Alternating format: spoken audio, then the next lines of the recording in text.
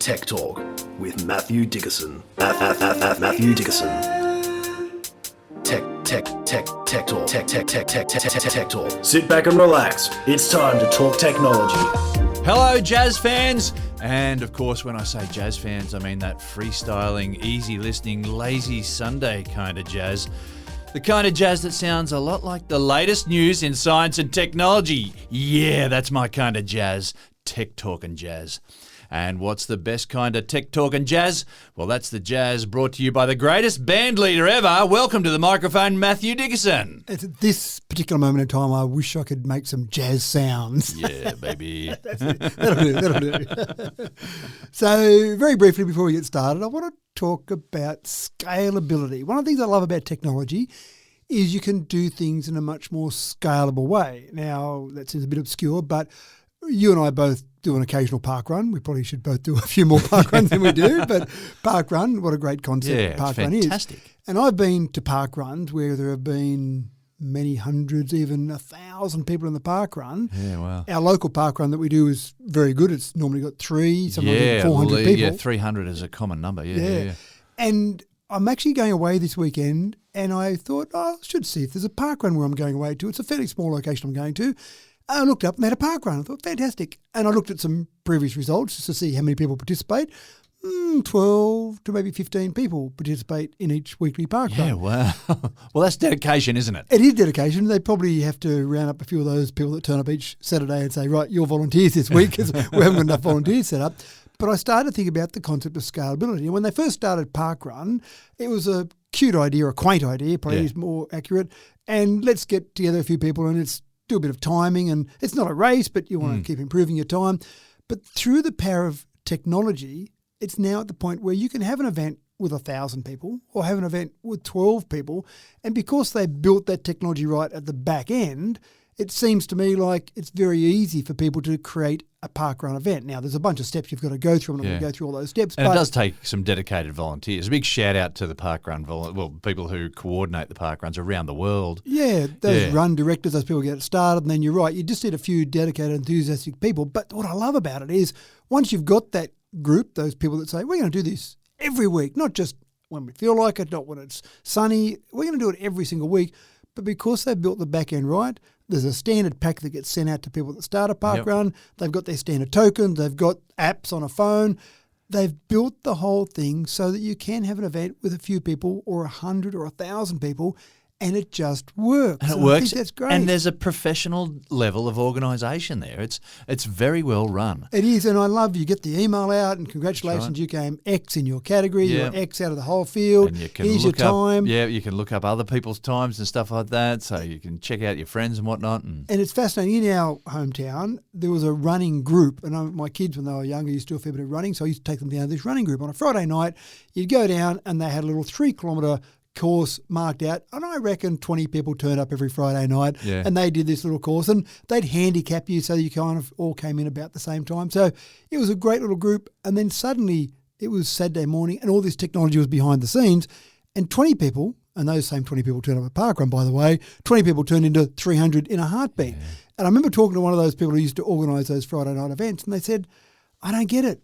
Where were these 300 people on a Friday night when we used to do those 3-kilometre runs?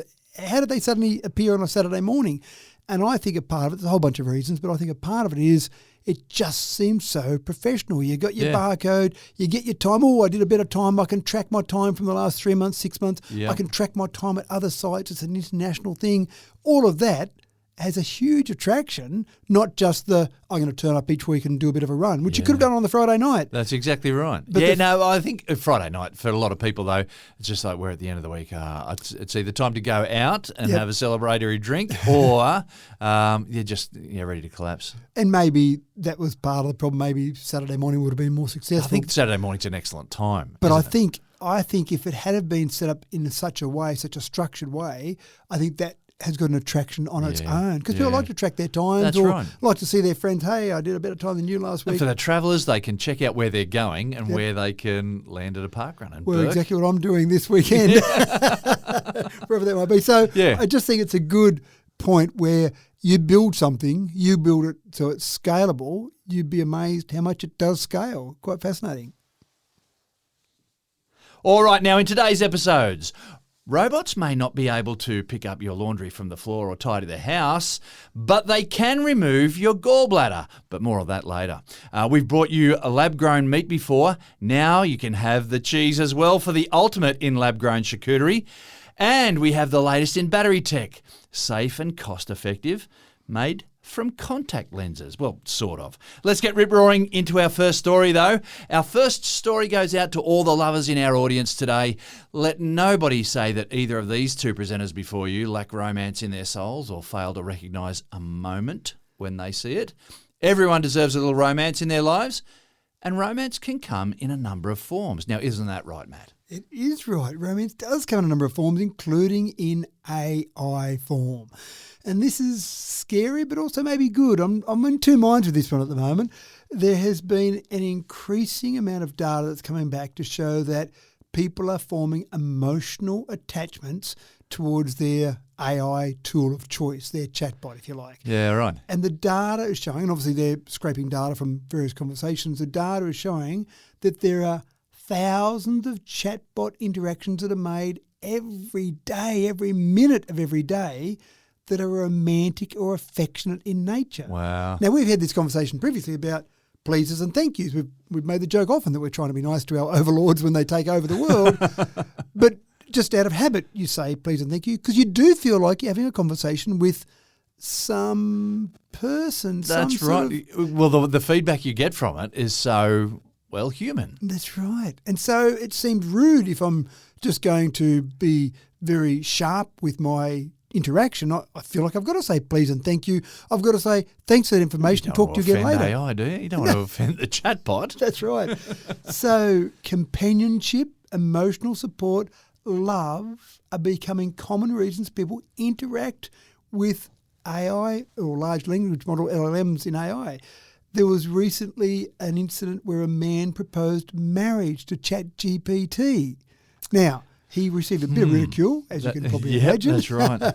But there was another... Other people don't understand. No, that's right. Haters going to be hating. There was another one where a woman said that she spent hours every day talking to her AI boyfriend, including getting jealous when her boyfriend was having conversations with other people. What? Well, I hate to tell you this, but AI is having conversation with lots of people out there. Yes, it is. So you're going to be jealous a lot.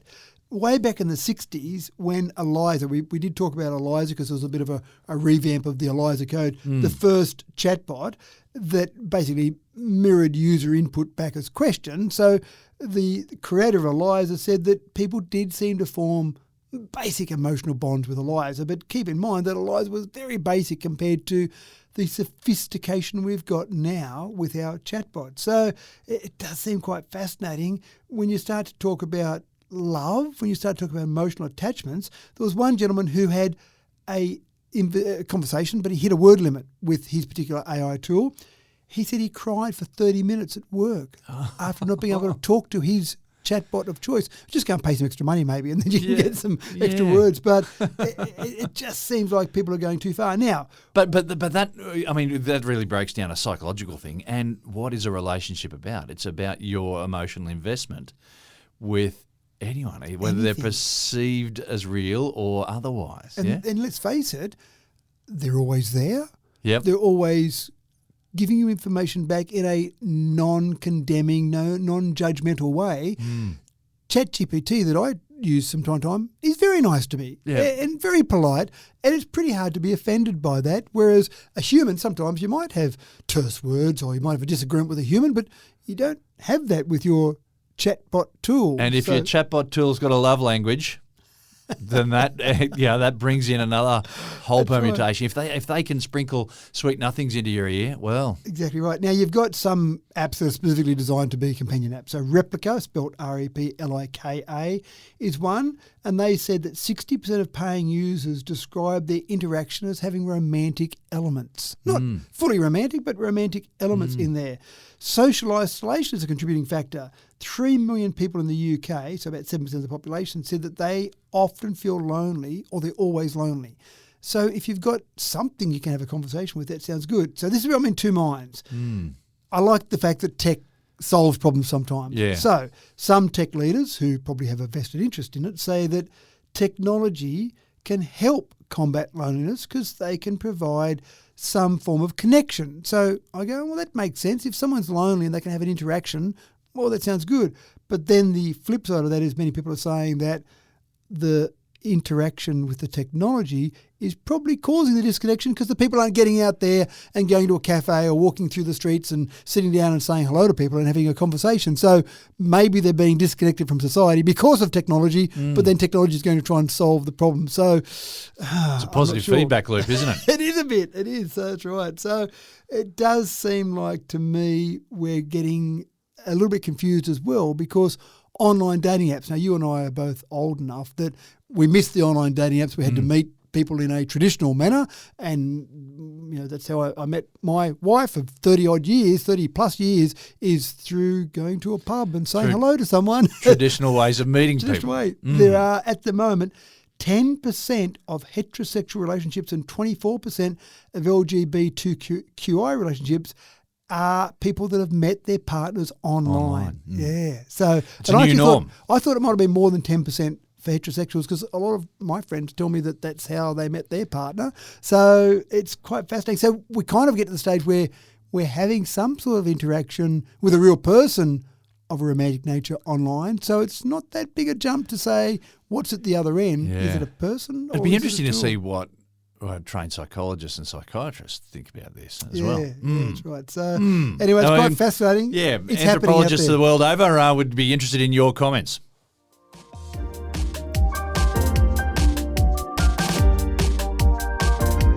Now, we've been advocating for a while now for a revolution in agriculture. The challenge to feed a population that'll be 10 billion before you can say Old Mother Hubbard is a real one. While traditional farming methods are quite resource intensive and often climate dependent, food production in the next decade will need to be clever indeed. Now, we've already introduced you to various lab-grown meats, but how would you like a bit of cheese with that, Matt? So lab-grown meats we've looked at, lab-grown fish we've looked at. I just lumped it all together. Yeah, okay. Yeah, fish meat. Fish meat, yeah, that's fine. I can live with Beef that. meat, whatever. Yeah, pork meat. That's right. So cheese now is the next one. Now, we do talk about this, and we're not saying that we should get rid of farmers. What we've typically talked about is the fact that we've got this exploding population. So I had a quick look just before we came on air and recorded this. 8.23 billion is the current estimation of the population. But here's the scary part. The population is growing, and different tools give me different estimations, but around 125,000 to 185,000 people per day. Wow. Per day.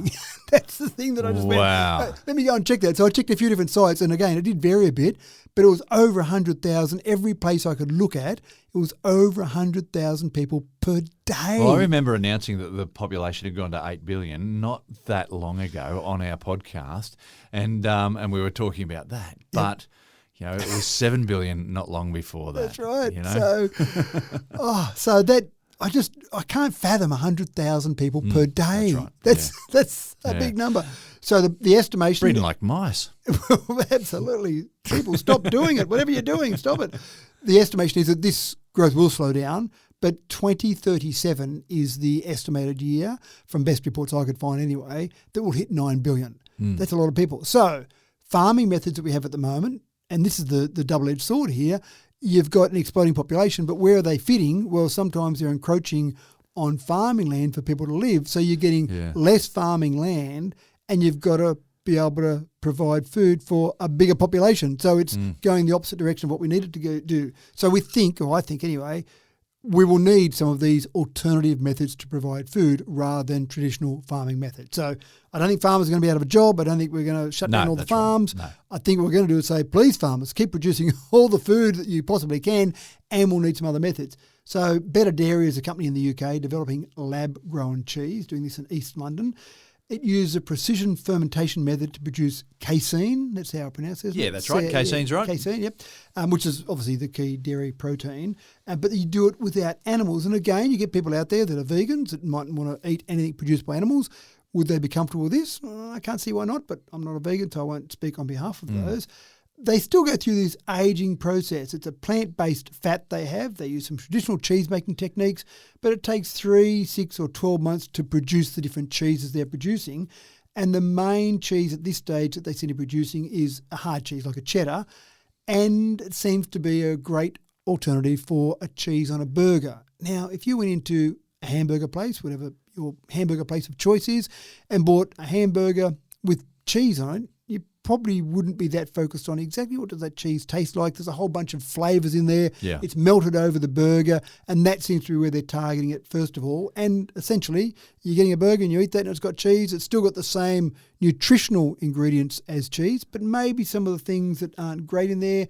Cheese often can have a bit too much cholesterol, for example. Maybe people are getting high cholesterol. Maybe you want to cut back on that. So they can start to tweak that cheese. Yeah, they can tailor your cheeses. Which I love, but some people get a bit scared about when you start talking about tweaking food. But reality is nature does that already. Nature tweaks food in each generation of food, whether it's plants, whether it's animals. So we're just accelerating the process. That seems okay to me. But I just think there is going to be a lot more happening in lab-grown foods, whether it be cheese, whether it be meats or the various meats. I think this is happening. So lab-grown cheese, probably not on your tables yet because lab-grown dairy in Australia anyway needs approval before it can be sold. Obviously, with some of these, they're producing them before they've got approvals in some areas, but it's going to happen. The regulations are going to catch up with it. And it's not going to be long, James. We're going to be eating some lab-grown something. Yeah, well, and I keep coming back to it. It's not adding a whole bunch of chemicals. People talk about, I don't want chemicals in me. Well, really, I mean, you've got chemicals being put in your mouth all the time, folks. That's right.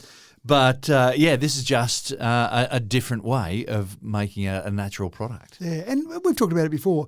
You've got, 92, 93 naturally occurring elements, about that? Yep. So with those naturally occurring elements, you've got compounds that are being formed, and you've got a myriad of compounds, and more than I could possibly imagine in terms of a number. As long as you rearrange those elements into the compounds, it doesn't matter how it's been done, whether it's been done via nature or whether it's been done in a laboratory. Yep. If the compound is the same, the compound is the same. If the compound's the same, the compound's the same. That's right. It doesn't say this compound made up of these components and these elements is different to this one produced in nature. They're the same. It's the same final result.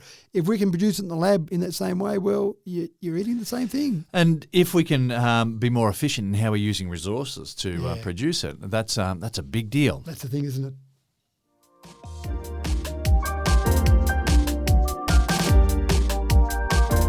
Now, with all of the technology that's gone into automotive engineering over the past 120 years, one thing that has maintained consistency has been the mechanical connection between the front wheels and the steering wheel. Thank you very much for engineering for keeping us safe in that way.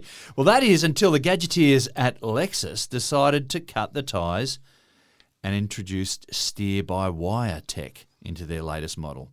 Matt, some next-level trust going on here. Yeah. We know that technology sometimes fails when the wireless doesn't work or the Bluetooth doesn't work quite right. Yeah, so we're kind of comfortable. I think most people are comfortable getting on a plane, knowing, if they thought about it, maybe people don't think about it, but thinking that the pilot no longer has a bunch of wires and pulleys and things that are moving the various controls on the wings. Yeah, we've been doing that for a while too. Yeah, about the early 80s. There's an element of faith in there is flight these days, isn't there? So I found that the first planes I saw on a large commercial nature that were moving to fly-by-wire were the Airbus A320 and the Boeing 777. So early, maybe late 70s, early 80s, around that sort of time frame. Now, before that, you had cables, rods, pulleys, and the pilot could literally feel what was happening with those controls on the wings because you were getting direct feedback. Now, of course, the pilot moves the controls and the computer says, right, I'll interpret what you want to do, Mr. or Mrs. Pilot, and I will then change the flight surfaces to give you what I think you want. What's good about that is that you can have things like turbulence being corrected for in a much faster way than a human could ever do that. Or maybe don't do that because that will make the plane stall. I'll have an anti-stall process in place to make sure you don't stall the plane. Now, sometimes that goes wrong. We know about some famous examples with Boeing's MAX plane, but essentially that's what we've been comfortable with for some time now. And I remember the first time I got to go into the cockpit of an A380, and just for the listeners out there that are a bit scared about that, it was on the tarmac, it wasn't up in the air. I'm sure back before 9/11, people could go into cockpits on planes and, hey, here we go. Yeah. You've got your son, you bring them in to have a look inside the cockpit, and it's fascinating. But, of course, now you can't go into the cockpit. But I got invited up to the cockpit of an A380 on the plane, and I went, so where's the steering wheel, guys? It's not called a steering wheel, of course. But there was something that what I looked at was a joystick. I think they called it a side stick, but basically, to me, it looked like a joystick, and you're flying this big, Now, was it a big joystick or was it just a little joystick off to the side? It just looked like a little joystick off to the side. Something like you would have gotten an Atari set back in the day. That's what it looked like. And I went, that's it. Now, again, you don't need a big controller and something you've got to fight with the plane because you're going and using that to basically move the plane because you're just using it on a computer. But we haven't done that on cars yet. So cars are still, as you said, you've got a control arm or a shaft, a rack and pinion control arm. So you've got a shaft that goes from your steering wheel, physically connected, down to the steering wheels. Now, you get some assistance. You've got power steering. You get some assistance. Same with your brakes. You've got hydraulic system. You put your foot on the brake. It pushes oil through the lines, the brake lines, to the actual brakes. But you get some assistance from the engine in that. But it's still a physical connection. Yeah. So Lexus's model, their RZ550e F Sport that comes out next year, says no. We're trying to move past that. We can actually have a steering wheel that's got an actuator. It works out how far you've turned the steering wheel. And then I'll move the steering wheels accordingly with a little servo motor or probably a big servo motor on those wheels. So are we comfortable with this? Are we going to not buy this car because of all of that? Now, the things that I like about it, for a start, to make it look a bit groovy, they've got a yoke rather than a steering wheel, rather than a full circular steering wheel, a yoke a bit like a Formula One drive would have. Right. The good part about it is... That's weird to me. It is a bit weird, but part of the reason is that you don't need to turn the steering wheel a number of times because the ratio between the steering wheel and the front wheels when it's mechanical stays essentially the same. Right. This can say, oh, you're in a car park, James. You're doing 5 kilometres an hour. When you move the steering wheel over there, I'll move the steering wheels further because you're going at slow speeds and you're going past a certain point. Out on the highway doing 110 kilometres an hour and you move the steering wheel a little bit, I'll move the steering wheels or the wheels less because you're going along at highway speed. You don't want to make an extreme move on the highway. It can be smart enough to do that and also change the ratio as you move the steering wheel further, then the ratio starts to accelerate. So you don't need to be able to spin the wheel 3 or 4 times to do a 3-point turn. You only need to go, I think this one goes about 220 degrees lock to lock. So not many turns, not even one turn the steering wheel. I wonder if that's going to take some getting used to. Well, I actually read a report of someone that went for a drive in this particular vehicle. And the particular gentleman, this review said it just felt like normal steering wheel, but it felt a bit easier in the car park because as he turned, it seemed to move a bit further than he didn't have to turn the steering wheel so far. So that's part of it. Now, Lex, as I said, we've got some redundancy built in here. We've got redundant wiring. We've got a redundant system. This is an EV, their particular car. So you've got the EV, the batteries of that. You've got your normal 12-volt battery, which EVs still have. And they've got another additional battery, so 3 batteries, that gives you a backup battery if everything else fails. So you've got that redundant wiring and a redundant battery. So you've still got control over your steering wheels if everything else fails. But the things can fail. Other things can fail. Now, why would you bother? And that was the first question. I said, so it's served us pretty well so far. Yeah. And I love technology, but I don't like technology for the sake of technology. Yeah. So are they just doing it because they can, or is there... I did wonder that. I thought, what advantage am I going to get out of this? So the first thing is the manufacturers said you can now be more creative in your interior design. You don't need a steering wheel shaft to mount this on. You could mount the steering wheel free form. You could mount the steering wheel somewhere separate. You could have it in the back seat. Not that I think they're doing that, but you could have a different way of designing the cabin because you're not limited to this shaft that comes up from the front steering wheels. So that's part of it. Then you've also got the ability I talked about where you can make the steering more efficient. So as you turn, it can change the ratios. But I think the real reason they're doing it is because we're all talking about autonomous driving. Now, we've got autonomous vehicles now that still have a mechanical connection, and then you've got to have motors to drive that mechanical connection. If you've just got motors on the wheels that can turn those wheels, then you just make that more efficient. So it's going to be fewer components, it's going to be lighter, it's going to be more efficient. So all of that trade-off against I used to have a physical connection to my steering wheels, to my front wheels. So, yeah, fascinating. So I'll be interested to see whether or not this takes off. I'll be interested to see whether or not people are comfortable with it. I don't think you'll think about that much in 5 years' time. You'll have lots of steer-by-wire cars out there. But the first one, good to see Lexus breaking some new ground, the first one is always a bit scary. Well, this one would also make it much easier to convert a car that's come from America to bring to Australia, where we drive on the other side of the road. Yeah, that's a good point. So making cars able to be universal across the world, because there's a fair bit of physical infrastructure you've got to change going from left to right. Whereas There's one it's less just thing to worry about. That's right. If you've just got a thing that you go, oh, we just clip on with some Velcro on that side or move it over this side, then that sounds a bit easier. And next thing is the accelerator and brake pedal. Yeah, Does that go wireless? Well, in an EV, your accelerator probably is, to a certain extent, wireless, because it really is just sending an electric signal to the batteries. But brakes, we've still got good old-fashioned hydraulic oil in our brakes. Yeah, so there has been some work. I know we've done some stories where there's some work being done by Brembo, for example, where there's some electric braking, but they haven't produced those on a commercial vehicle yet, on a production vehicle. So they've tested it out, but we haven't gone to that stage where we're comfortable with it yet. I can see we're going to get to a day where it's going to be like, oh, you're driving today? Okay, which seat are you going to sit in to drive from? You're going to sit in the back seat? Oh, that's fine. We'll hand you this kid's toy steering wheel. A wireless joystick, why not?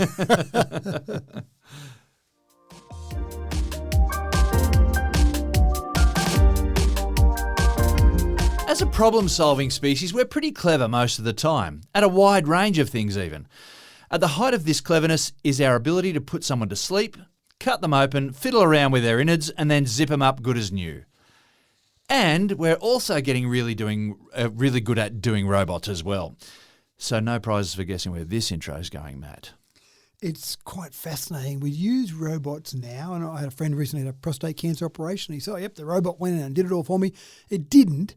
A surgeon did that operation, but they use robots to make it more precise. So no matter how good a surgeon you are, you probably get a little bit of movement in your hand that you don't want, a minor tremor there. And I'm not saying tremor is a bad thing, that we can't keep our hand perfectly still, but a robot can. So if I'm a human surgeon controlling a robot to do an operation, I'm going to be more accurate. And I think the Da Vinci robot or the Da Vinci system is one that's very popular for prostate cancer operations, for example. So you've got 3D magnification of the area you're operating on. You've got very stable hands in doing it. You can be very precise and all of that. So we're kind of comfortable with that, but I'm a bit more comfortable because I know there's a human at the end of it all. That's right. I've got some hands doing some things that are robot hands, but no, look, there's Dr. Billy over there. Thanks very much for making sure it's all okay. The next step, of course, is autonomous robots doing operations. And I'm excited and scared at the same time with this. One of the things they've already been doing is they've been performing successfully some gallbladder removals on dead pigs. So takes away a bit of the risk there. We're not that worried about us as humans being operated on. You've got to walk before you can run. That's right. Now, working on a dead animal is different because you don't have things moving around. You don't have blood flow, for example. Yeah. The next stage of this particular experiment is going to the stage where they're going to work on live animals and do operations on live animals to see how things change with, as I said, with blood flow and with potential movement of various organs. And then eventually the idea is to get to the stage where you can operate on a human. Now, the great part about this, the part that I'm excited about, is there's a lack of medical knowledge, a lack of medical professionals across the world. So many places across the world have lineups, have waiting lists for various operations, and there's just not enough surgeons. And the amount of time it trains someone to become a surgeon, there's not enough surgeons, not enough time to train those people to get to that stage of level of expertise. If you can get to the stage where an autonomous robot can do some of this surgery, you can mass produce robots. You can say, we're going to increase the manufacturing from 8 hours a day to 24 hours a day and put on more assembly lines. We can have more robots out there. But there's a whole range of issues. The first thing, of course, is a legal issue. Something goes wrong in the operation. Who's accountable? Responsible? Who do I sue? Who is responsible for my father dying on the operating table with that robot that didn't get it quite right? So that's one thing is liability, which sounds a bit sad in some respect. Yeah. Lots of people could be saved, but you're worried about who's going to be sued. But that's a realistic expectation for anyone, whether it be a real surgeon or a That's robot. right. You want to have 100% confidence that, you put to sleep, that things are going to go okay for you. Yeah, and I think the next part is going through and learning how to do these operations. How are they doing it at the moment? The robots are watching videos of human surgeons. Now, that's assuming the human surgeons are doing it perfectly. So maybe the robots can work out better ways to do that surgery if they've got different skills, because they might have different skills, a different skill set to a real surgeon. So that's another part of it as well. But I think what will happen is there'll be some basic surgery that robots will start to do. Now, we know keyhole surgery is fantastic. It helps our recovery time. We're not having as big a wound open. So obviously, if you can do that better, and they're doing that through surgeons with robot assistants, but getting to that stage where you could do it all autonomously, get to that stage where you're going into the human body is smaller and easier to recover from, and getting that surgery more accurate. And that's the big thing about it, I think. If you can be more accurate, then you're cutting less, less time in surgery. Surely that's all better for recovery. It's still a fair way away. The team working on this at the moment, the most advanced team across the world, is at Johns Hopkins University in Maryland. So they're doing some great work with autonomous robots. But, do I want to be the first person? We've got an idea here, Matthew. You can be the first person ever to be operated on by an autonomous robot. I want to be that person. My head's going full circle here, because back in the day, a surgeon used to be just some guy that they pulled off the street because the doctors didn't want to get their hands dirty, and the doctors would be telling him what to do. I want you to cut here. I want you to, pull this open. Don't get that blood on you. But yeah. So the doctors would actually stand back, and so surgeons were known as Mister, and I don't know if they're still known as Mister, or they go from being a doctor to becoming a mister when they have, and I'm being sexist here, my apologies, ladies. And this is now, the doctor goes and diagnoses you, and then, I don't want to get my hands dirty, we'll get the robot to do it. Get the robot to do it. And the sad part is the surgeon would say, we'll get the robot to do it, and it'll do it more accurately than I will eventually. And that's where we're headed. But again, this can help people across the world. That exploding population we talked about, those people are going to need some help along the way somewhere. Yeah. Interesting, fascinating concept.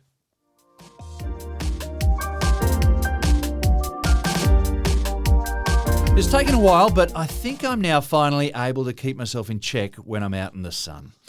So many times in my misspent youth did I realise too late that I'd overestimated my skin's capacity to cope with overexposure, and I was in for some pain and suffering for the next 36 to 48 hours, let alone the potential carcinoma in any time in the future. So an appropriate SunSmart app on a mobile phone back in the day may have just gone some way to saving this pasty white guy's hide, Matt. It might have helped all of us, mightn't it? It was cool to get... burying my hide to the sun, too. That's right. It was cool to get tanned, or you had a big day out of cricket or whatever, and you're sunburnt, and that was all cool. Yeah, you just went and watched the cricket. And in fact, the ads for the cricket back in the day used to have people ripping their tops off and sitting out there in the sun with no hat. That's right. You'd sit out there. You'd have a bit of zinc cream across your nose because you didn't want to get that burnt. That's right. And you'd get red raw. I remember when we finished year 12, one of the jobs we did to get some money for uni was we went cherry picking. And I remember being out there with my shirt off, cherry picking. I'd be red raw at the end of each day, and that was cool. It's just what we did. Yeah, that's right. So out in the sun, get your shirt off. Yeah, that's right. That's a sensible thing. Now, in doing the research for this particular one, I came across something I've never heard of before, but it's been around for 50 years. The Fitzpatrick skin type. Have you ever heard of the Fitzpatrick skin type? Is that one gets burnt really, really easily? That's mine. That's right. There are 6 ratings. So there was Dr. Thomas Fitzpatrick, who was at Harvard University, and he came up with this concept back in 1975, where he said, I'm going to define 6 different skin types, and they go from very fair, often with red or blonde hair, always burns, never tans, all the way through to very dark brown or black skin, never burns, deeply pigmented, and obviously various levels in between. Mm-hmm. And logically, he said that you've got to be a bit more careful in the sun if you're of a Fitzpatrick skin type number 1 rather than if you're Fitzpatrick skin type number 6. Right, I've never heard of Fitzpatrick skin type until I was researching this. But what's happened is that you've got a new app called Sunday. Jack Dorsey, the original founder of Twitter, who obviously now called X, but basically he's come up with this concept to try and help people be a bit more sensible. People like you and I, more kids, be a bit more sensible in the sun. And what it does is, part of the reason I mentioned the Fitzpatrick skin type is that you open the app and you log your Fitzpatrick skin type. You go and look through the different levels and go, oh, I'm a 3 or I'm a 4 or whatever you might be. And then essentially you track your exposure in the sun via this app. Now, you don't sit the app or the phone beside your arm and then see, let's see how much sun exposure I get. It's really basing it on the weather in your area, the cloud cover, although cloud cover doesn't. UV index is a common thing. All those sort of things, it tracks all that, and then give you some warnings, which your mother and father are probably saying, getting out of the sun, but this is giving you an app, which is going to be much more listened to, I think, by kids rather than a parent saying something. So it gives you vitamin D tracking, it gives you estimated sun exposure, it gives you information about you spending too much time in the sun trying to help people. Now, even though Jack Dorsey's based in America, this is perfect for Aussies because we are, often they talk about Australia has one of the highest rates of skin cancer in the world. No, that's wrong. We have the highest, not one of, we have the highest. If you look at melanomas per 100,000, Australia sits top of the tree at 37 melanomas per 100,000 people in this country. It's one of the perils of sitting right underneath a hole in the ozone layer. and having good sun exposure, and we like to get out in the sun. Fantastic. New Zealand's second at 29.8, Denmark 31.1, Norway 30.6, and Sweden 27.7. So we are on top of the tree. I like that we're ahead of New Zealand in something. I like when we beat New Zealand, but maybe not so much in this particular one. So an app like this is actually fantastic, and I love that an American has decided that this would be good for us across the world, including here in Australia. So Sunday, if you're worried about trying to give some advice to your kids or even yourself about being out in the sun, go and check out Sunday, only in beta at this stage, but obviously developing it. And it's not scientific in that it will say exactly your exposure and exactly your risk for skin cancer, for example, but it's taking into account all the information we know. And the one that's probably the trickiest is I've seen people on cloudy days say, oh, it's okay, I don't need sunscreen, but about, depending on the type of cloud, 80 to 90% of UV rays pass through a cloud. So it's not as if it's okay, don't worry about that cloud cover, it's still going to be something. So this gives you that information, and hopefully if it can save a few people from getting skin cancer, then it's done a good job.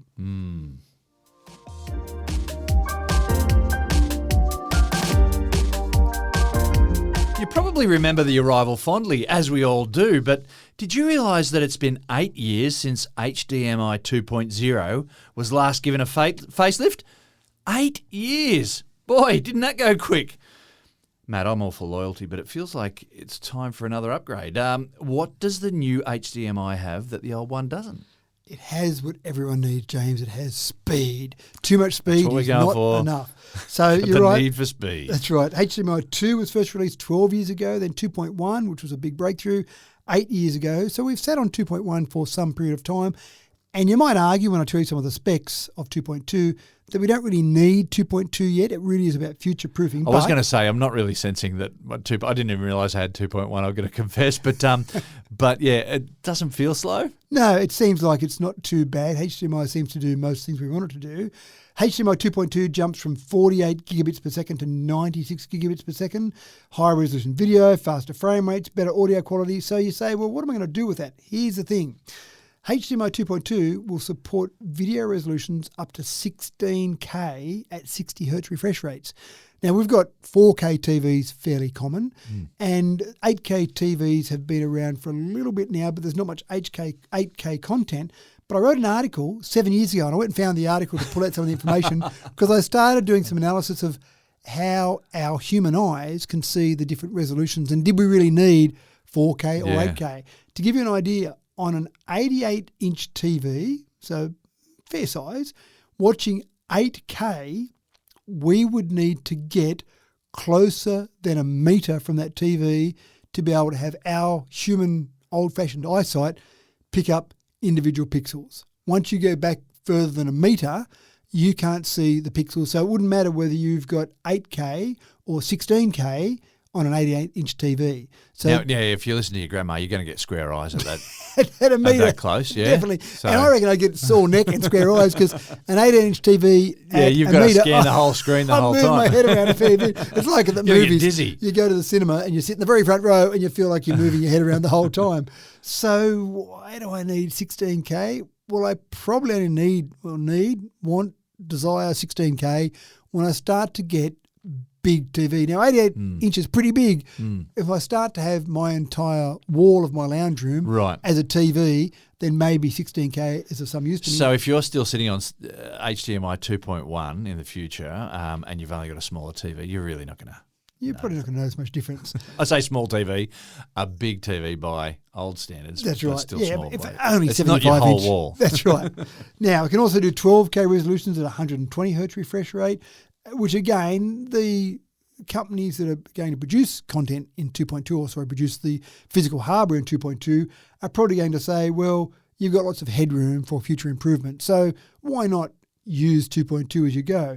Now, the other part about 2.2, it gives you less compression during transmission. So effectively, you'll be able to get faster throughput at higher resolutions because you're getting that lesser compression. Right. It also has a feature called Latency Indication Protocol, or LIP, and that basically gives you less audio-visual lag, so you get better synchronization between TV, soundbars, game consoles. And sometimes you'll see it, every now and again I'll turn on a particular show and I'll go, hold on, the lips just look like they're a bit out of sync.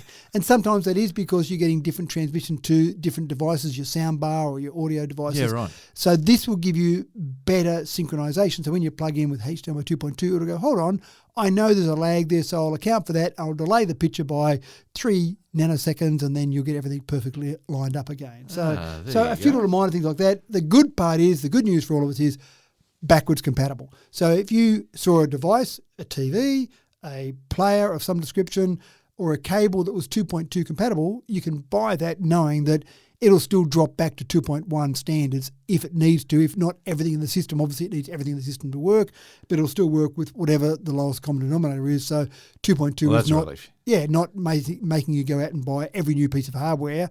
It'll just be backwards compatible. So I think we're right for a few years. So that was 8 years between 2.1 and 2.2. Oh, gee, I reckon we're good for at least another 8 years now with 2.2, maybe even longer, until we start enhancing our vision, basically. That's right. New eyeballs. We've got to, start souping up the human condition. Yeah, maybe that's a next challenge. To keep up with the technology.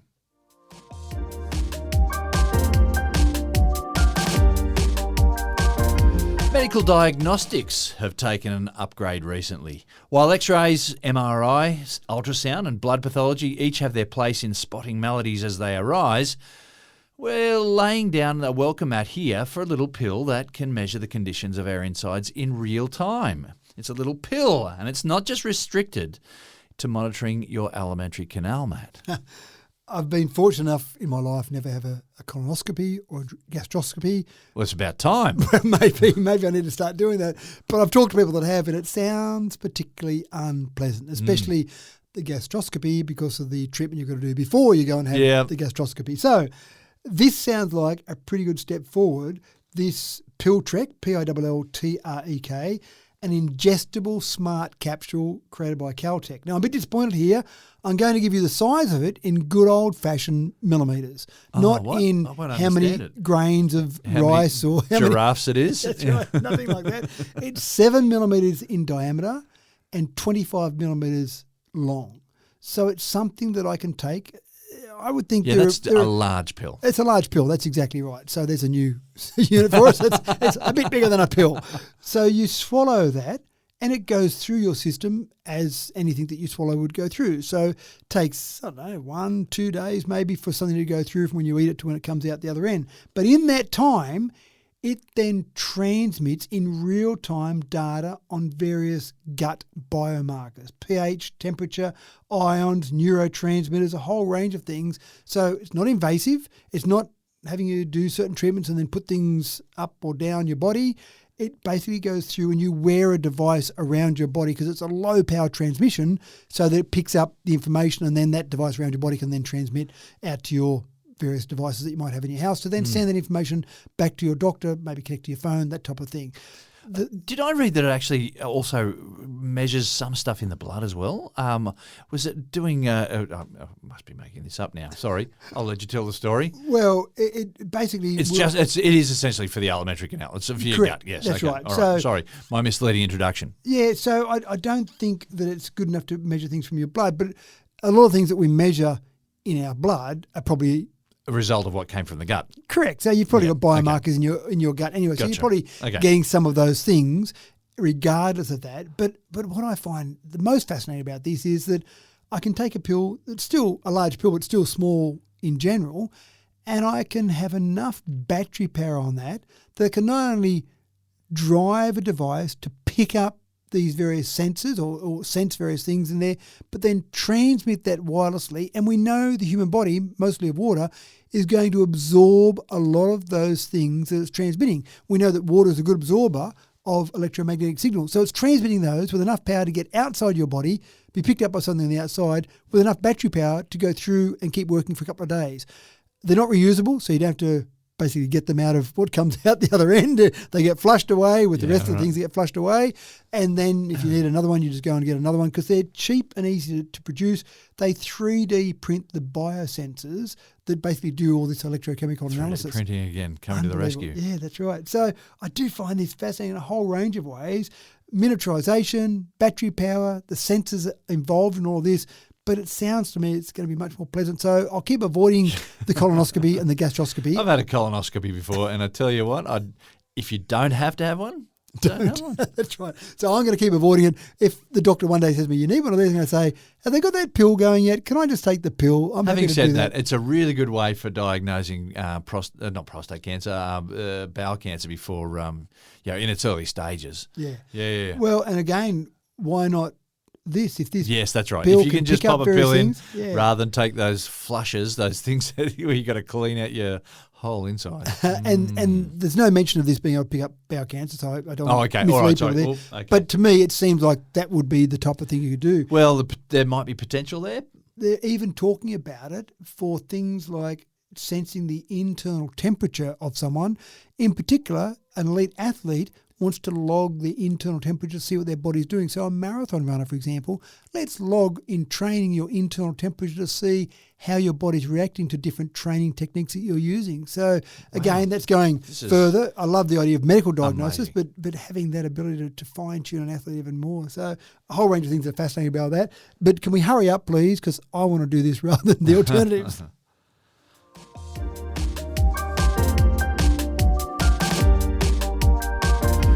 Okay, we've got a bit of a serious story right now. With great power comes great responsibility, or so the creators of American pop culture would have you believe. Sadly, what we see with increasing frequency is that with great power comes a license to wreak havoc. We all know that while high-powered technology sits at everyone's fingertips, a well-tuned moral compass certainly does not. And when the snarling and salivating AI dog is allowed to run off the chain, we end up with apps that allow you to defile innocent people, Matt. So the next time you see a nude picture of someone that you know, don't assume they've posed for a nude photo. And this is the scary part about these Nudify websites. And sometimes we see things in technology that are used for good and someone goes, oh, I can also use it for evil. But I just can't see the good reason I need a Nudify site. And so what a Nudify site does is I take a photo of you that I might be able to pull off your social media, or a photo of you just sitting around with some friends, and then I feed it into a Nudify site and I end up with a nude image of you that looks like you posed for that, or looks like you were happy and consensual having this particular photo taken. And you've really hit on something really important here. Anyone who wanted to post nudes of themselves would take photos of themselves and then post them themselves.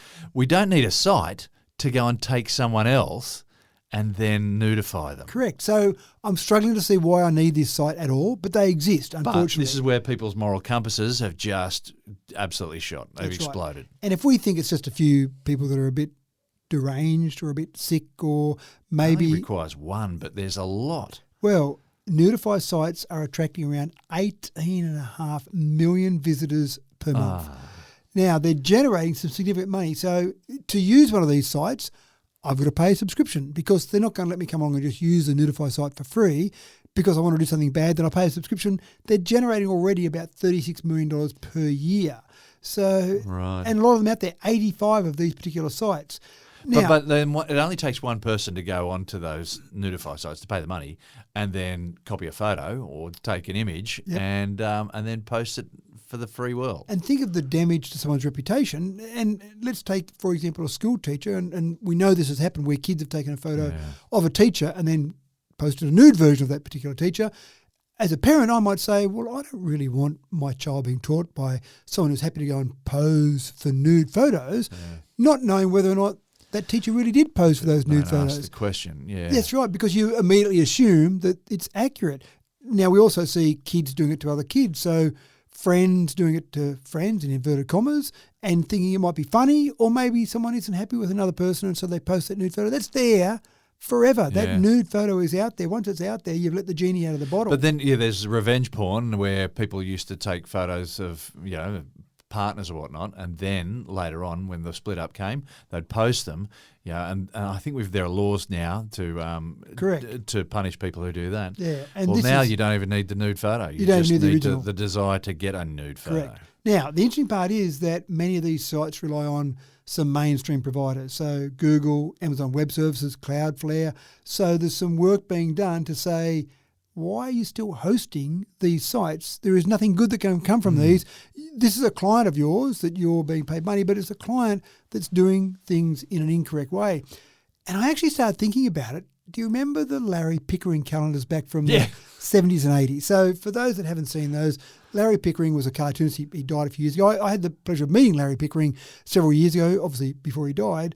And he had this concept that he came up with these calendars where he'd take famous people. I remember there used to be some Prime Ministers of Australia, Gough Whitlam, Bob Hawke were victims. I think Prince Charles in his younger day was a victim. When I say a victim, I think they saw it all in good fun, a bit of larrikin Aussie humour, even some great sporting heroes, Greg Chappell one time, Paul Hogan, the great comedian. So he used to do a calendar and he'd draw famous people, cartoon drawing, and he would draw them nude and he'd But they'd be caricatures? They were caricatures, but he'd exaggerate or maybe not exaggerate certain parts of the body to suit the personality that he thought suited them. Kerry Packer, I think, was one of the famous ones I remember seeing where he thought that Kerry Packer might basically, I won't go any further, but Kerry Packer, he had a certain image of Kerry Packer.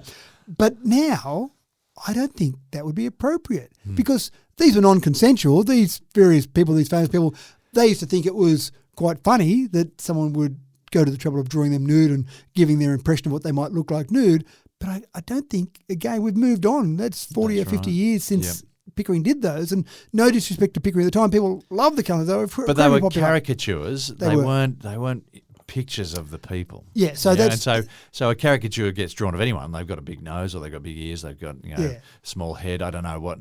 But it's a send-up. Correct. It's satire. Yeah. But we've moved on in society. So you're right. Yeah. That was satire and probably was funny at the time, but you probably couldn't do it now. This new business is not satire. That's right. It's just meant to damage. And they're not perfectly accurate. They're incredibly accurate. They're taking someone and it's their head. You can see it's their body shape. So you think for all intents and purposes it's there. So I suppose the main thing is it's a bit of a public service announcement. Just be aware. People can do this. You can't do much about it. There's going to be a photo of you somewhere on the web. Somewhere you're going to be able to find a photo of you, and then people can do what they will do with it. But when you see a nude photo of someone, don't assume that it actually really is them. Well, perhaps we all just get a little bit more desensitized as well, and it's just another chip away of the human condition. Yeah, quite possibly.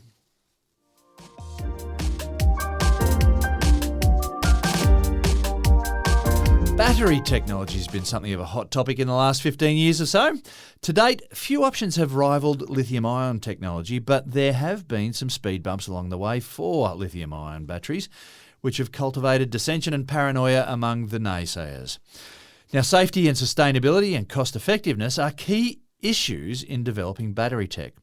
And some clever cookies in the UK may have found a solution in the same technology that has brought us contact lenses, Matt. And it's fascinating. We talk about it often that people point out some of the problems with modern technology, whether it be batteries, whether it be electric vehicles, etc.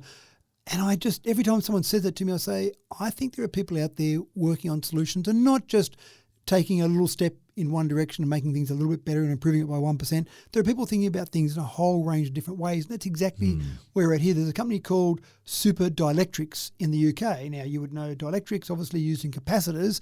So they're trying to build batteries as capacitors, and capacitors in so many electronic things that we have now, and a capacitor can store energy for typically a short period of time. Yeah, short period of time, yeah. But they're building capacitors that can store energy for a longer period of time. And there's a whole range of reasons you might want to do that. But what they're developing here at the moment, at face value, doesn't look great, because the first thing I looked at was a lithium-ion battery typically can store about 300 watt-hours per kilogram. And we want to get batteries lighter, particularly for cars, because we want to get better energy density. And when I looked at this, they've got a battery they call the Faraday 1, which could store energy at about 20 watt hours per kilogram. No comparison to lithium ion. Faraday 2, the newest battery they've come out with, can store 40 watt hours per kilogram. Yeah, well, that's still nowhere 300 watt hours per kilogram. But they're not saying these are batteries they should be putting in cars. In terms of storage for maybe grid storage or even home storage, you don't care so much about the weight. You don't care whether it's heavier unless you're driving it around. What they have got with these particular batteries is the ability to charge them up faster, the ability to vary how much power comes out of them to a much greater level. They're also much safer because they're using an aqueous electrolyte or electrolytes and carbon electrodes. So essentially the fire risk of one of these batteries is dramatically reduced. And I've talked to friends that have got solar panels on and they've been contemplating batteries, but they get a bit scared about seeing a fire, one-off fire somewhere. Oh, I don't want that in my home. I don't want my home burning like that. So they hold off on a battery. So the new lithium phosphate batteries have been very good, and so they're almost no fire risk at all. I think, dare I say, no fire risk. Well, and this is the thing, we're developing a whole range of different ways, and so people are looking at things differently. So the great thing about these is low cost. They're using abundant materials, not some of the rare earths that we need for some of our other batteries. Essentially, we're getting a battery that potentially, I think, for physical stationary storage might leapfrog lithium ion and go to the stage where, sure, it's heavier, but it's got all these other advantages. Who really cares about the fact that it's heavier when you can store it in this particular way? I do love the fact they actually use the name Faraday. Faraday obviously is back around, the 1800s, electromagnetic induction. Well, he was the godfather of the electricity that we use today. Well, we wouldn't, our power supply. Without Faraday's discoveries around induction, electromagnetic induction, we couldn't have motors, we couldn't have generational electricity. Yeah. So I like the fact that there is that nod. I suppose there is the unit of capacitance as well, which is a bit of a nod to Faraday in terms of farad. But I like the fact they're using Faraday in the name of their batteries as well, which they'll keep developing. But we're going to see more development in batteries. We're going to see different technologies, different ways of storing energy. This is exploding. Don't think this is going away anytime soon. That's right. Yeah, this technology just gets better and better and better. And that's all we have for you today, folks. It appears we've simultaneously finished our glasses of water, and any further chit-chat is at risk of a massive case of dry mouth, and nobody wants that. Thanks for another cracking tech talk, Matt. I'm going to go look more at this Lexus just to see how comfortable I am. I want to go for a drive in one when they come to these shores, but yeah, it's fascinating. I want to see if we get a joystick with... That's right. Why a steering wheel? Just have a joystick. Kids, or you could have a 10-year-old then drive your car because they could handle a joystick much better than an adult could. So we're going to be freaking out some audience members right now, so I better pull away from that. Thank you all once again for tuning into another episode of Tech Talk with Matthew Dickerson. It's your weekly opportunity to take a peek through the curtain at the world of tomorrow. I'm your host, James Eddy, wishing you all a happy and healthy week ahead, wherever you are in the world. We'll catch you again for another episode in 1 week's time. Until then, take care, and we'll see you when we see you.